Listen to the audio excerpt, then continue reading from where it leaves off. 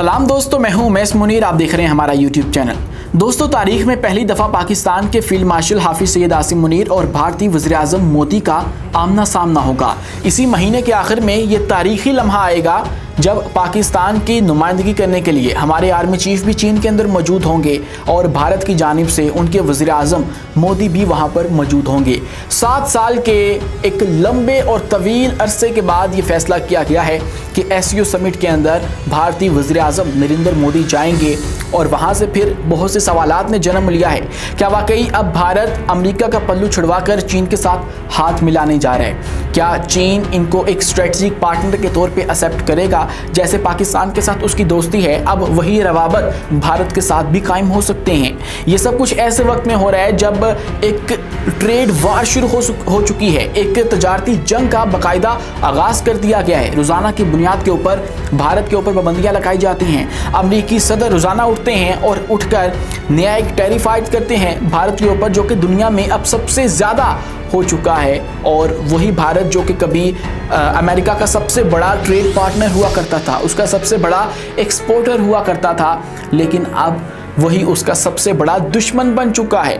इस सब के अंदर क्या भारत अब चीन की तरफ देख रहा है? क्या अब अमेरिका की कोर्ट से निकल के अब इस ब्रिक्स वाले ब्लॉक के अंदर शामिल होने की कोशिशें की जाएंगी? कैसे अब भारत का मुस्तकबिल रूस के हाथों में जा चुका है? अब अमेरिकी सदर ने भारत के ऊपर कौन सा नया बम फोड़ दिया है? इस तमाम पर गुफ्तगू करेंगे और आपको ये भी बताएंगे कि पाकिस्तान के फील्ड मार्शल हाफिज सैयद आसिम मुनीर इस वक्त अमेरिका लैंड कर चुके हैं और वहाँ पे एक बड़ी तकरीब, उनकी फौजी तकरीब, जहाँ से वो शिरकत करेंगे और उससे पाकिस्तान को क्या हासिल होगा और पाकिस्तान कैसे अब अमेरिका की आर्मी को भी ऑन बोर्ड ले रहा है, उनके साथ अपने रवाबित को बढ़ाता चला जा रहा है। मतलब इतने रवाबित बढ़ा लिया है कि उनकी अपनी अफवाज के अंदर, आला कमान के अंदर कोई बड़ी तब्दीली है तो वो पाकिस्तान को खसूसी तौर पे मदऊ करें। हमारी नुमाइंदगी वहाँ पे देखने को मिल रही है पूरी दुनिया से, और शायद किसी को नहीं बुलाया गया, रिपोर्टेडली बताया जा रहा है, लेकिन हमारे फील्ड मार्शल को वहाँ पे बुलाया गया। वहाँ पर क्या होगा, क्यों होगा और उससे पाकिस्तान को क्या हासिल होगा, इस पर भी गुफ्तगू करेंगे। लेकिन उससे पहले हमारी आपसे दस्तबस्ता गुजारिश है कि इस चैनल को लाइक कीजिए,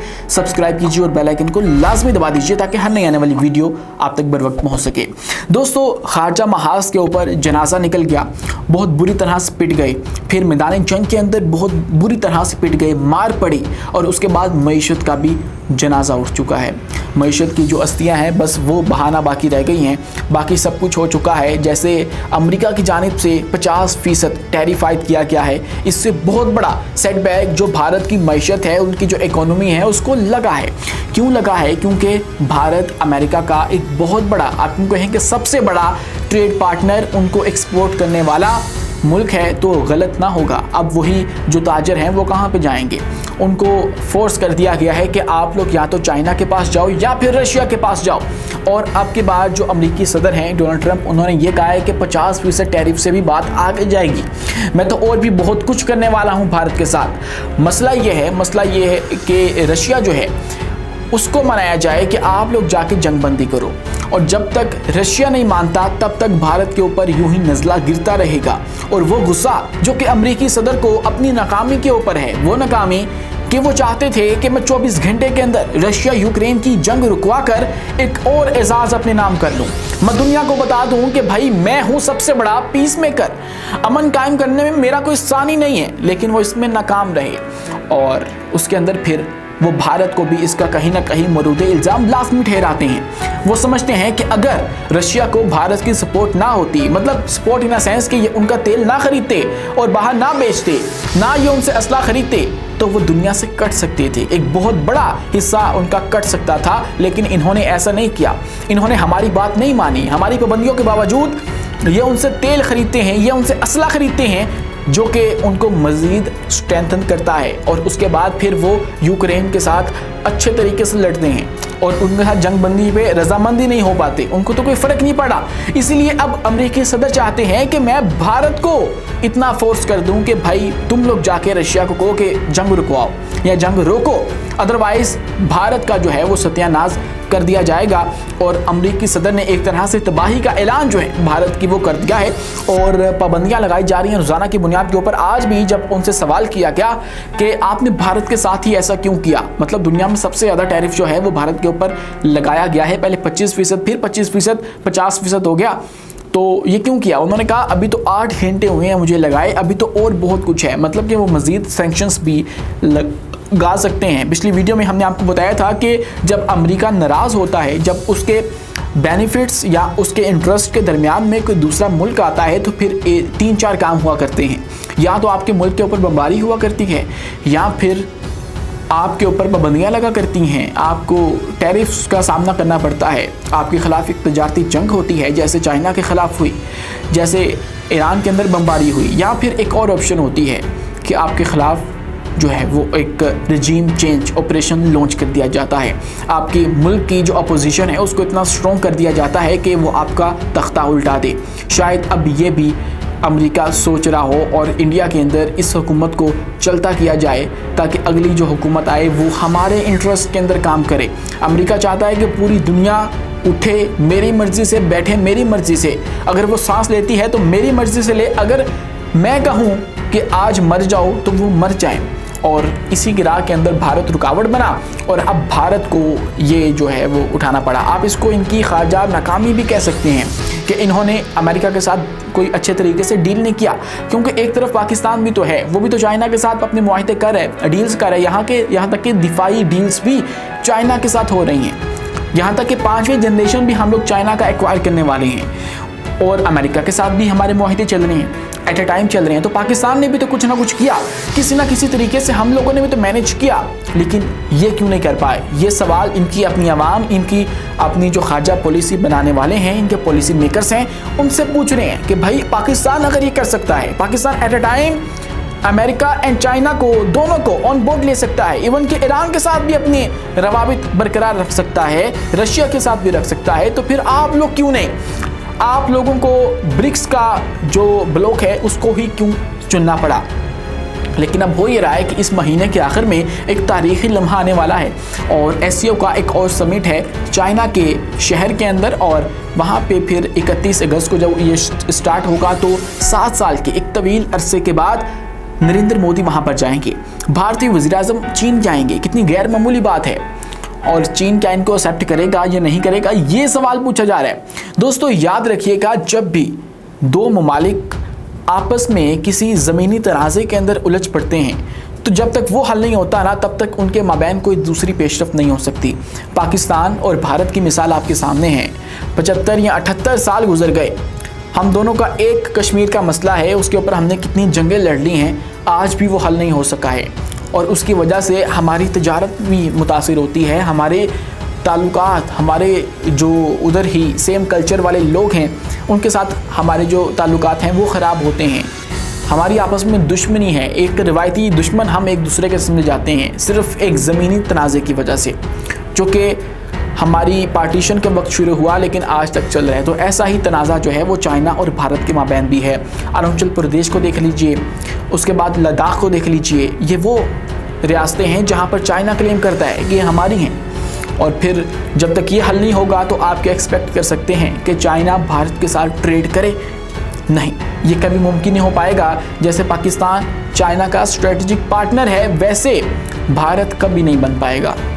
और भारत के हवाले से अब माहिरीन जो हैं वो तबसरा कर रहे हैं कि वो जाएगा चाइना के पास और ये पैगाम होगा अमेरिका के लिए कि आपने हमें धुतकारा और हम जाके चाइना की गोद में बैठ गए, क्योंकि भारत ने बतौर अमेरिका की प्रोक्सी बहुत काम किया है इस खित्ते के अंदर, और ये बहुत अच्छी ऑप्शन है अमेरिका के लिए, जिसको अमेरिका कभी भी, मेरे मुताबिक, this is my personal opinion, कि कभी भी भारत को वो डिसऑन नहीं करेगा, भारत के साथ इतने ताल्लुकात ख़राब नहीं करेगा कि भारत टोटली इस वाले ब्लॉक के अंदर चला जाए और अमेरिका या वेस्टर्न के साथ कट ऑफ हो जाए। क्यों नहीं करेगा? उसकी एक वजह है, उसकी वजह यह है कि यहाँ पे भारत से भी बड़ा जो दुश्मन है उसका वो चाइना है।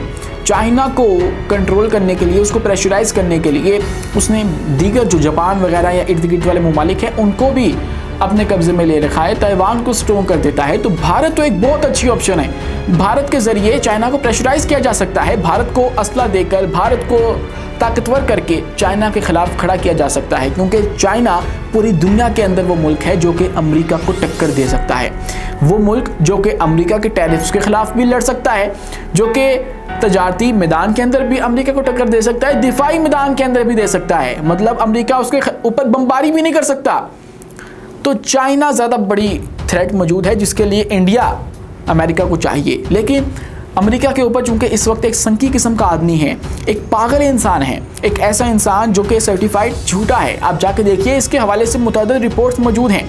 मैं बात कर रहा हूँ अमेरिकी सदर डोनाल्ड ट्रंप की, जिनको कहा जाता है कि ये अपने पिछले रजीम में कई हज़ार दफ़ा बात करके मुकर गए, यू टर्न ले लिया, झूठ बोल दिया। तो क्या इनसे एक्सपेक्ट किया जा सकता है कि अब की बात जो ये कर रहे हैं ये मुस्तकिल तौर पे यही करेंगे? कभी भी नहीं करेंगे। अमेरिका हमेशा अपने जो मुल्क की मफाद है उसके अंदर काम करता है, कभी भी ये दूसरे मुल्कों के लिए काम नहीं किया करता। अगर पाकिस्तान के साथ वो इस वक्त ताल्लुकात बनाए हुए है तो फिर पाकिस्तान उसको चाहिए कहीं ना कहीं वो पाकिस्तान के साथ जो है वो काम करेगा। अभी रिसेंटली तारीखी डील हो गई हमारी तेल निकालने की। अब उस पर तबसरे जो हैं वो ये भी हो रहे हैं कि पाकिस्तान ने तो वो तेल अमेरिका को बेच दिया है जो कि आज तक हमें खुद नहीं पता हमारे पास है, वो बेच के हम लोग आ चुके हैं। लेकिन अमेरिका को कहीं ना कहीं हमारी ज़रूरत है और भारत भी एक अच्छी ऑप्शन है जिसको वो कभी भी जो है वो कांटा नहीं लगाएगा उसके ऊपर, उसको अवेल लाजमी करेगा, चाइना के ख़िलाफ़ करेगा और चाइना इसीलिए फिर भारत को एक्सेप्ट नहीं कर सकता है। तो यूँ भारत का जो मुस्तकबिल है वो इस वक्त रशिया के हाथों के अंदर है। रशिया इस बात का फैसला कर सकता है कि भारत क्या करने वाला है। क्या भारत के ऊपर से जो अमेरिका की टैरिफ तलवार है वो हटवानी है या नहीं हटवानी है, या वो चल जाए भारत के ऊपर? क्योंकि अमेरिका इंडिया को यूँ तोड़ मरोड़ कर रशिया के ऊपर दबाव डाल रहा है कि क्योंकि इंडिया और रशिया जो हैं वो बहुत बड़े पार्टनर हैं। सबसे ज़्यादा तेल जो है वो रशिया का इंडिया ख़रीदता है और असला भी वहाँ से लेता है। तो फिर रशिया के ज़रिए ये जो है वो उससे काम लेना मकसूद है इंडिया के ज़रिए रशिया से कि आप लोग जंगबंदी करो। और अमरीकी सदर जो डोनाल्ड ट्रंप हैं उनको दोबारा से एक पीस मेकर का खिताब मिले कि दुनिया की सबसे बड़ी जंग जिसको कहा जा रहा था कि ये आगे मुस्तकबिल के अंदर वर्ल्ड वॉर 3 की सूरत इख्तियार कर जाएगी, उसको रुकवा दिया। तो उसका जो खिताब है वो अपने नाम लेना है और उसके लिए भारत के ऊपर ये तमाम तर नज़ला इस वक्त गिर रहा है। तो इसलिए भारत को इस्तेमाल करके रशिया को कंट्रोल करना है। और अब रशिया फैसला करेगा कि हम इंडिया के हवाले से क्या फ़ैसला करें, जंगबंदी करें अपने पार्टनर की वजह से या फिर हम लोग वो जंग लड़ते रहें। लेकिन ये बहुत ही ज़्यादा सोच समझ के रशिया को फ़ैसला करना होगा, क्योंकि इसके बाद उसको बहुत सी सैंक्शंस जो हैं वो तो उसके ऊपर से उठ जाएंगी, लेकिन उठती हैं कि नहीं उठती ये भी जो है वो हतमी तौर पे नहीं कहा जा सकता, क्योंकि सामने अमरीकी सदर हैं जो कि कह चुके हैं कि सैंक्शंस उठा दूंगा, लेकिन क्या होता है नहीं पता। दोस्तों, अब बात करते हैं फील्ड मार्शल हाफिज़ सईद आसिम मुनीर जो कि इस वक्त अमेरिका पहुँच चुके हैं। अमेरिका में सेंटकॉम उनका जो दिफाई इदारा है जिसके commander general Kurilla recently Pakistan भी आए थे और पाकिस्तान के अंदर हमने उनको निशाने इम्तियाज़ भी दिया था। उनकी रिटायरमेंट आ चुकी है और अब वो सुबकदोश हो रहे हैं अपने ओहदे से। तो उनकी जगह एक नए जो सेंटकॉम के चीफ़ हैं वो आने वाले हैं और उनकी तकरीब है। और इस सब के अंदर जो पाकिस्तान के फील्ड मार्शल हैं उनको ख़ुसूसी तौर पे मदऊ किया गया। पूरी दुनिया से पाकिस्तान के फील्ड मार्शल को मदऊ करके ये पैगाम दिया गया कि पाकिस्तान और अमेरिकन फोर्सेस का आपस में कितना ताउन गहरा है। अब इससे पाकिस्तान को क्या हासिल होगा? जो नए आने वाले सेंटकॉम के चीफ़ हैं वो ब्रैड कूपर हैं और वो उनके वाइस एडमिरल रह चुके हैं नेवी में। अब उनको एडमिरल के तो जो ओहदा है उसके ऊपर तैनात किया जाएगा पहले, उसके बाद फिर उनको सेंटकॉम का जो चीफ़ है वो बनाया जाएगा। और ये एक हायरार्की थी जिसके तहत उनको ये ओहदा मिलने जा रहा है। लेकिन सेंटकॉम का चीफ़ जो है वो बड़े बड़े फैसले किया करता है दुनिया के। आप ये याद रखिएगा, बहुत सा इख्तियार जो है वो उसके हाथ में होता है। यहाँ तक कि वो ये फैसला भी करता है कि मिडल ईस्ट के अंदर कौन मरेगा कौन जिएगा, किसके ख़िलाफ़ जंग शुरू होनी है, किसके ख़िलाफ़ जंग को इस वक्त रोक देना है, ये इख्तियार भी उसके पास कहीं ना कहीं जाके होता है। तो ऐसे में फिर पाकिस्तान को क्या फ़ायदा हो सकता है? हमारे फील्ड मार्शल वहाँ पे मौजूद हैं। पुराने वाले के साथ हमारी जो इक्वेशन है वो सेट थी, अच्छे ताल्लुकात थे, और अब जो नए वाले आने वाले हैं उनके साथ हमारा इंटरेक्शन हो जाएगा, उसके साथ हमारे जो ताल्लुकात हैं वो इस्तेमाल हो जाएंगे और मुस्तकबिल के अंदर भी हम लोग कोऑपरेशन कर सकते हैं। इसके ऊपर तनकीद भी आप करें तो गलत ना होगा, लेकिन इसका ये पहलू भी मौजूद है कि हमारे जो ताल्लुकात हैं अमेरिका की फ़ोर्सेस के साथ, अमेरिका की फ़ौज के साथ, वो अच्छे हो जाएंगे, ख़ासकर सेंटकॉम के साथ, और जो कि पहले भी अच्छे हैं, लेकिन अब जो कमांड चेंज हो रही है उसके साथ भी हमारी इक्वेशन सेट हो जाएगी। आज के लिए इतना ही। अपने मेज़बान उमैस मुनीर को दीजिए इजाज़त, मिलते हैं अगली वीडियो में किसी नई मालूमात के साथ। शुक्रिया, अल्लाह हाफ़िज़।